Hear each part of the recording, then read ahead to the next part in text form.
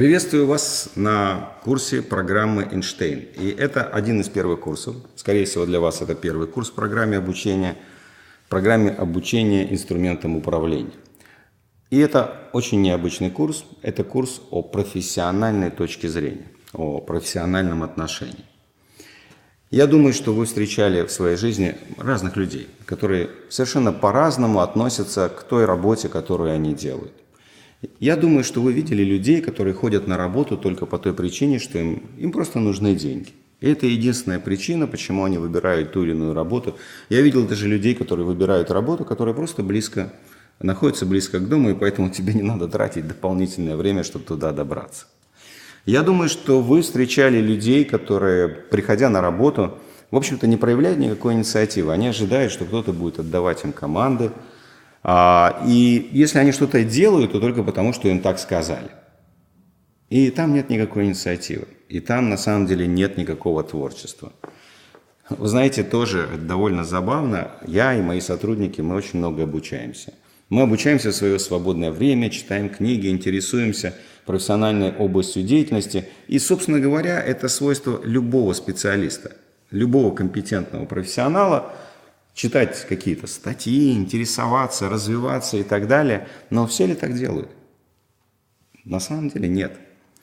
Я думаю, что вы даже встречали людей, которые вообще перестают что-либо делать, если за ними нет контроля. Если руководитель не следит за ними и не одергивает, и не требует, чтобы они вовремя были на работе, и не требует, чтобы они вообще хоть что-то делали, когда они приходят на работу, эти люди, они просто останавливаются.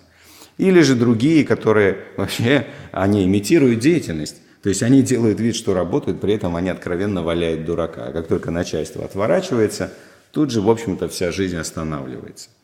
Бывает даже, встречаются такие ребята, которые считают какой-то особой доблестью, каким-то, знаете, какой-то особой честью или признаком ума обманывать работодателя. Дескать, посмотри, как я его надурил. Он даже не знает, что я ничего не сделал. В результате я получил зарплату и, возможно, даже бонус. И некоторые даже этим гордятся. Это просто поразительно. Но я думаю, что каждый раз, когда вы видели такую картину, вы чувствовали, что что-то в этом есть странное. Какая-то странная эта штука. В этом есть что-то противоестественное. И на этом курсе мы с вами очень подробно, детально и просто в то же время разберем, что же такое, в общем-то, профессиональная точка зрения, что такое профессионализм. И не важно, чем вы занимаетесь, продажами, вы управляете людьми, вы делаете рекламу, занимаетесь маркетингом, не имеет значения. Чем бы вы ни занимались, у вас может быть профессиональная точка зрения, а у кого-то ее не может быть, при этом он может получать заработную плату и даже считаться хорошим сотрудником. Мы с вами разберем, как профессиональная точка зрения вообще влияет на результаты, на то, что мы с вами получаем в жизни, на то, что мы хотим с вами получить. Ну и, конечно, мы разберем с вами, собственно говоря, как ее укреплять, как ее создавать. Ну, давайте начнем с простого. Давайте начнем с того, что же такое вообще некая точка зрения. Точка зрения, можно сказать, что это позиция, с которой человек видит то, что его окружает.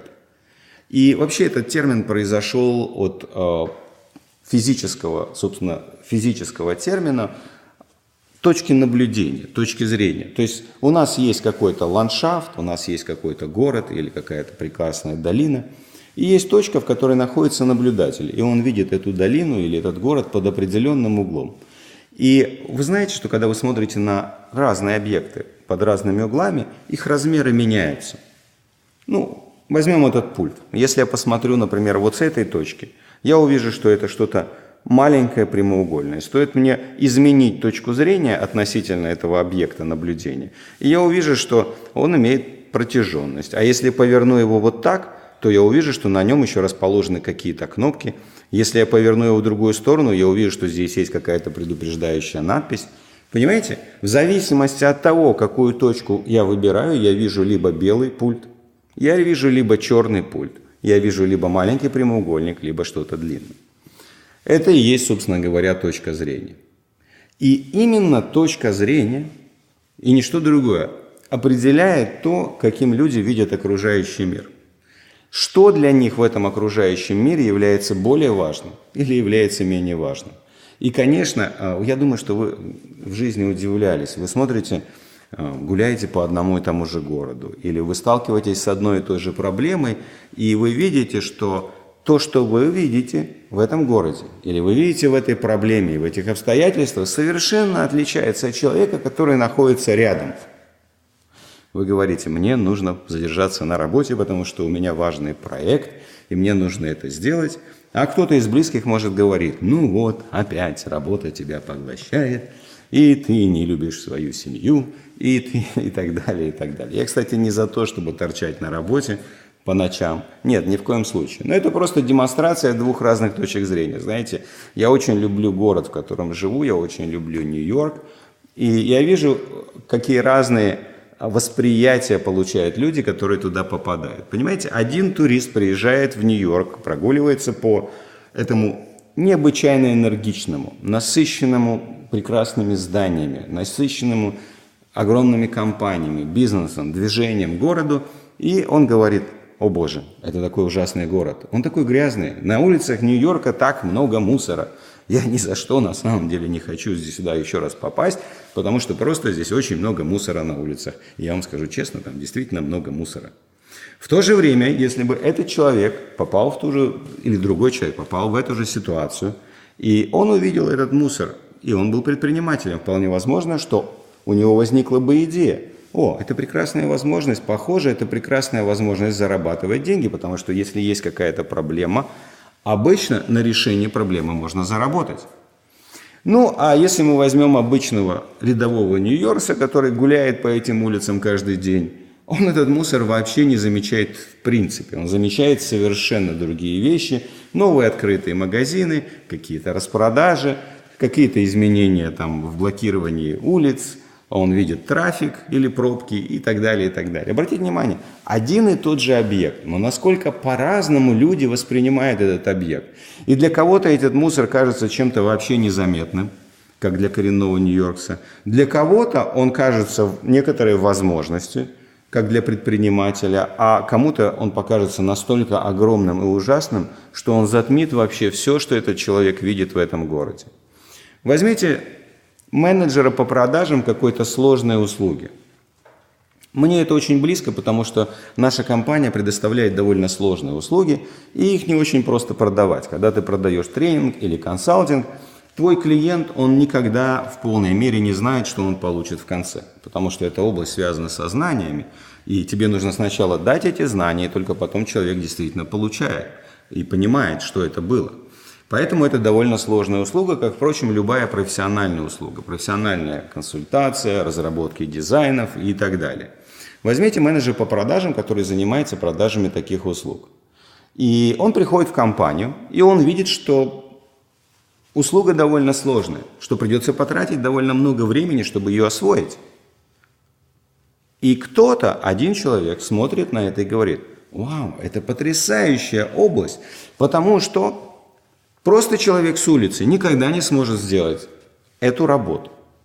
Потому что просто нанять человека, и чтобы он начал быстро продавать такую услугу, почти невозможно.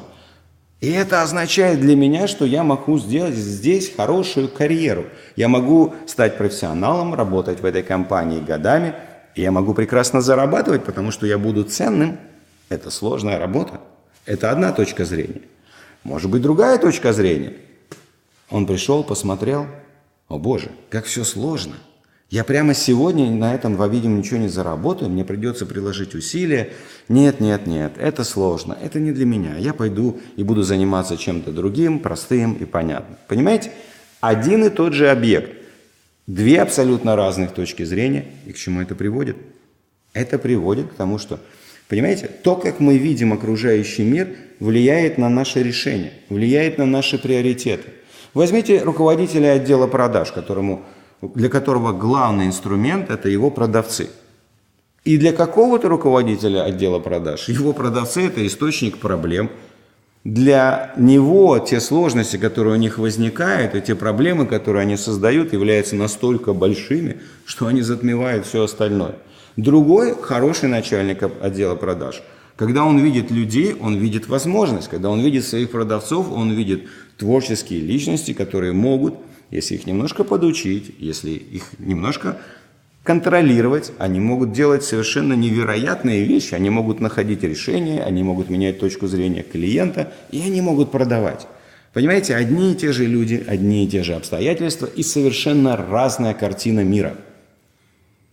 Задумайтесь, какая точка зрения в вашей профессиональной области обеспечит наибольший успех? Что должно быть в этой точке зрения? С какого угла, с какой точки вам нужно смотреть, чтобы увидеть возможности? Причем увидеть возможности, которые смогут создать вам карьеру и создать вам успех на много лет вперед.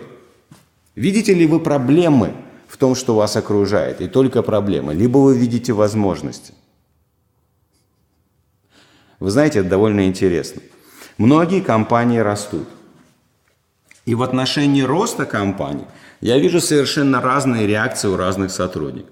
Один сотрудник, когда он видит, что его компания растет, его это пугает, потому что компания становится большой, и я становлюсь менее значимым в этой компании, а значит, я не смогу иметь то, и не смогу иметь все, и не смогу влиять. Другой человек в этой же обстоятельстве, он говорит: о, как прекрасно, наша компания растет, это просто потрясающе, потому что мой отдел будет расти, и если я еще делаю какую-то карьеру в этой компании, то мое влияние будет расти, моя ценность будет расти, моя заработная плата будет расти, моя возможность реализовывать мои самые смелые мечты будет расти. Понимаете? Одному человеку предлагают сделать карьеру и говорят: ну, дружок, тебе надо подучиться, и ты можешь стать руководителем. И его это пугает, потому что у него точка зрения, что руководитель, управление людьми, там есть большие проблемы и так далее. И вот его точка зрения такова, что эти проблемы, они просто затмевают все возможности. Другой говорит: руководителем, о боже, я мечтал об этом всю жизнь, я хочу быть руководителем, я готов преодолевать эти сложности. Понимаете, для кого-то скорость развития является сложностью, потому что тебе надо менять себя. Для кого-то она, собственно говоря, является возможностью. Я просто хотел вам сказать такую вещь. Посмотрите вокруг, посмотрите на свое рабочее окружение. Что вы в нем видите? И если вы видите в нем много сложностей, барьеров, шероховатостей и мало возможностей и мало будущего успеха, то вам точно стоит изменить вашу точку зрения.